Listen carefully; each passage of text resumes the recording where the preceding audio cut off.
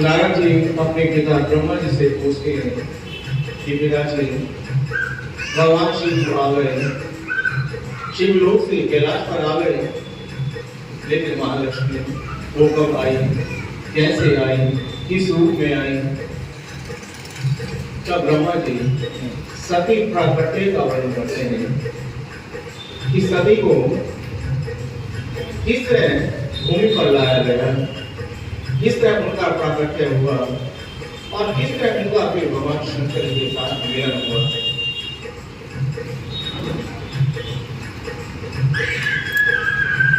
तो ब्रह्मा जी अपने पुत्र दक्ष से कहने लगे, दक्ष आप तो महाशक्ति के परम भक्त हो, सदा उनका गुणगान करते रहते हो, अगर तुम चाहो तो महाशक्ति को बड़ी जल्दी पसंद कर सकते हो। तब दक्ष कहेंगे, पिताजी इससे क्या होगा? तब ब्रह्मा जी ने दक्ष को सब वर्णन कर दिया कि हम चाहते हैं कि महालक्ष्मी जी इस पृथ्वी पर आए और फिर यथा से उनका विवाह भगवान शिव अकेले तो महाशक्ति भी साथ में होनी चाहिए। तो इसे तुम जाकर के तब करो, महाशक्ति को प्रसन्न करो और प्रसन्न करके उनसे वरदान ले लो कि मैं आपको पुत्री के रूप में चाहता हूँ। दक्ष थोड़ा नाचने लगा, जिनको मैं आज तक माँ के रूप में हमेशा सम्मान करता रहा, पूजा करता रहा, तो माँ मेरे घर पुत्री रूप में आएगी तो कैसा होगा? मेरा जीवन धन्य हो जाएगा। और पिताजी के चरणों का बड़े पिताजी आपने बड़ा सुंदर काम किया, मैं आज ही जाता हूँ तपस्या के लिए, अब इसमें ज्यादा देर करने की आवश्यकता नहीं। तो दक्ष उसी समय चल पड़े, इतना प्रसन्न, बड़े प्रसन्न मन से ब्रह्मा जी अपने पिता से आशीर्वाद लेकर के चल पड़े।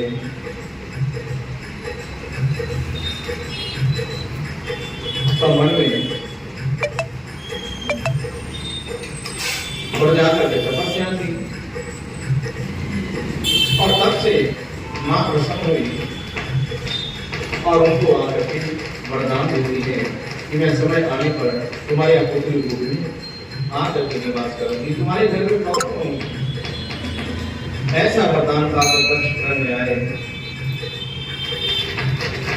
तो समय आने पर दक्ष का विवाह होता है देवी से, और ऐसा शुभ समय देखकर महालक्ष्मी जी अब फिर देवी के घर में आती है और फिर 9वें महीने इस पृथ्वी पर आकर के प्रकट होती है। नामकरण किया गया, सती नाम रखा गया।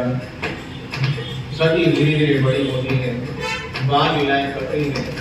माता पिता अपनी कन्या की बाल लीलाएं देखकर बड़ा प्रसन्न होते हैं और दक्ष कभी राजकार्य में जाते हैं तो वहां मन नहीं लगता, मन तो उनका अपनी पुत्री में था, सती में था। वहां पर बैठे बैठे सती के बारे में सोचते रहते, उसकी बाल लीलाएं देखकर, उसका ध्यान कर बड़े प्रसन्न होते थे। अब धीरे धीरे बड़ी हुई सती। तो एक दिन वो संतों के संग उन्होंने भगवान शंकर जी की मूर्ति देखी। तो वो संत लोग जा रहे थे भगवान शिव का कीर्तन करते करते, तो उनके हाथों में भगवान शिव की बड़ी सुंदर मूर्ति थी। अब जैसे देखा सती बड़ी प्रसन्न होती, वाह प्रभु ऐसा रूप बना करके आए। तो सती भी देख कर उन पर मोहित हो गई।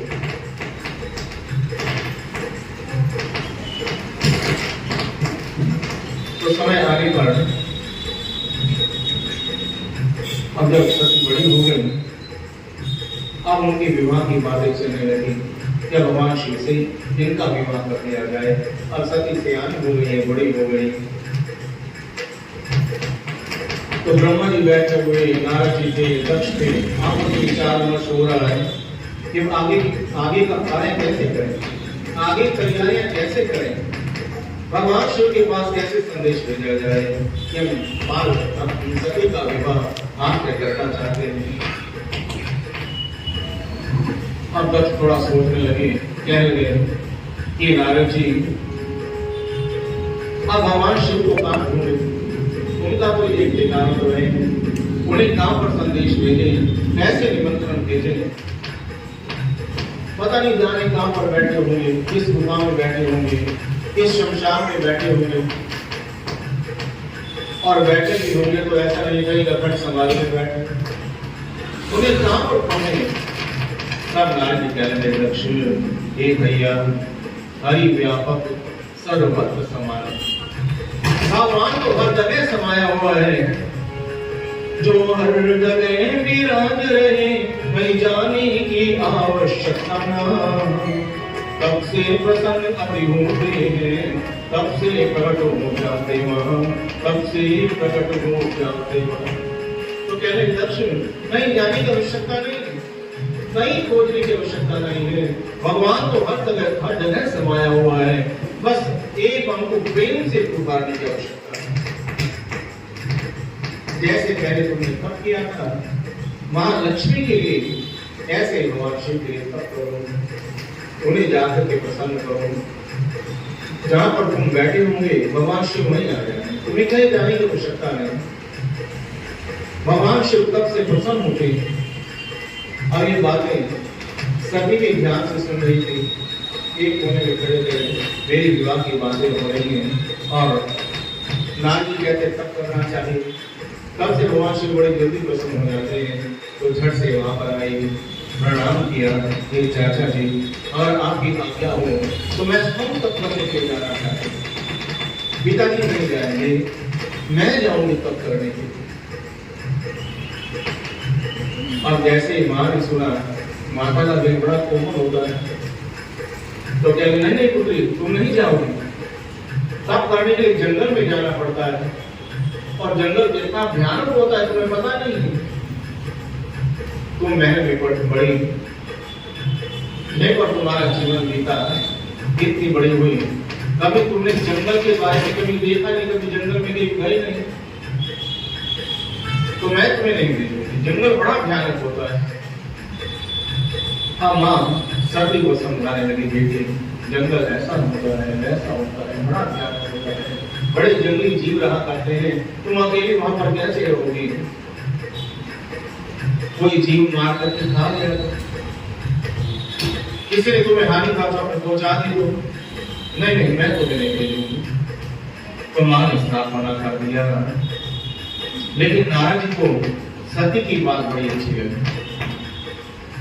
अगर पिता के बजाय पुत्री तप करने के लिए जाए तो भगवान शिव उतनी जल्दी प्रसन्न हो। तो सती को जाना चाहिए, लेकिन मां बीच में बाधा बन रही है। तो नारद जी ने अब मैना को समझाना आरंभ, तो वीरनी को समझाना आरंभ किया। हे भाभी जी, आप शायद जानते नहीं हो, ये सती को सामान्य इसलिए नहीं है, ये तो साक्षात महान लक्ष्मी जी का अवतार है। भला इनका कोई क्या बिगाड़ सकता है। और देखना जाएंगे जंगल में और इनका तप अवश्य सफल होगा। भगवान शिव से वरदान लेकर के आई, तुम्हें जाने देना चाहिए। हे लोग, तब दक्ष ने भी आपकी पत्नी को समझाया। नारद जी ठीक कह रहे हैं, सती को जाना चाहिए। अब पिता ने भी आज्ञा दे दी, ब्रह्मा जी भी कह रहे हैं, नारद जी भी कह रहे हैं, तो माँ विवश हो गई। ठीक है, अगर सभी चाहते हो तो मेरी तरफ से भी आज्ञा है कि सती जंगल में जाए, भगवान शिव को प्रसन्न करें, उनसे वरदान लें। सती ने सुना, बड़ी प्रसन्न हो गई और अगले दिन ही जाने का निश्चय कर लिया कि मैं कल ही जंगल में चली जाऊंगी, वहां जाकर मैं तप करूंगी। तो अगले दिन प्रातः काल बड़ी जल्दी उठ जाती है, नहा धोकर के तैयार हो जाती है, श्वेत वस्त्र धारण कर लेती है और कुछ सखियों को साथ में लेकर के जंगल की ओर चल पड़ती है। तो ब्रह्मा जी कहने लगे, पुत्र, तो वहां पर सती ने बड़ी कठिन दीक्षा, बड़ी कठिन तप किया, ऐसा तप किया कि देवता भी देखकर आश्चर्यचकित हो गए। सारे देवता प्रसन्न, लेकिन भगवान शिव प्रसन्न नहीं।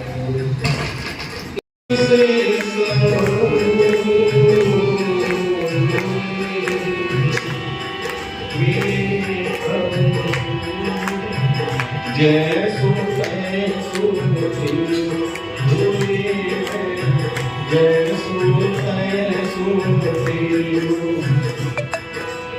आपको अपने भक्तों के आंसू पर नहीं जानने हो और मेरे आंसू क्या तुम्हें दिखाई नहीं देते। द्रौपदी की आंसू पर नीचे, द्रौपदी के आंसू पर नीचे, मेरा के दुख दर्द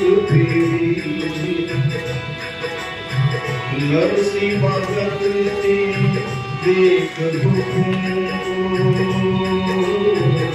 नरसी भगत ने देख नैन से तुझे भी फिर क्यों मेरे दुख दर्दों फिर क्यों मेरे दुख दर्दों पर क्यों कठोर तेरा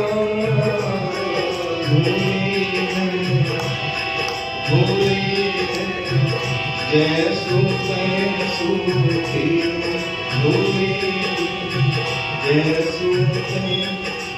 तो भगवान को केवल आंसू से भी जाते हैं, तो क्या प्रभु आपको मेरे आंसू दिखाई नहीं देते, तो हम पर भी वैसे ही दया करो जैसे अपने भक्तों पर दया करो।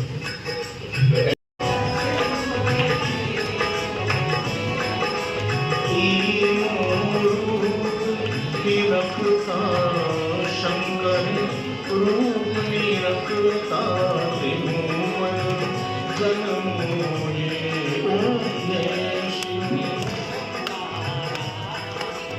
अक्षरमाला वनमाला नीलमाला हमारी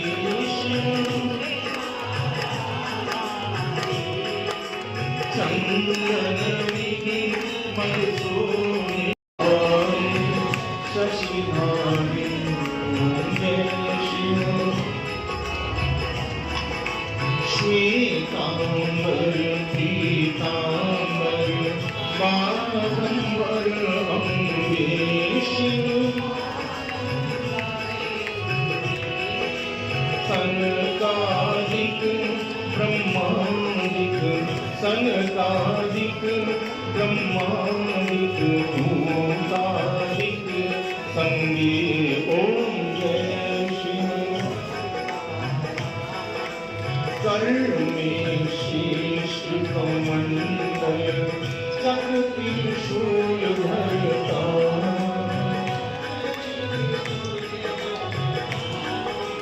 जग करता जग हरता जग करता जग हरता जग पान करता ओम जय शिव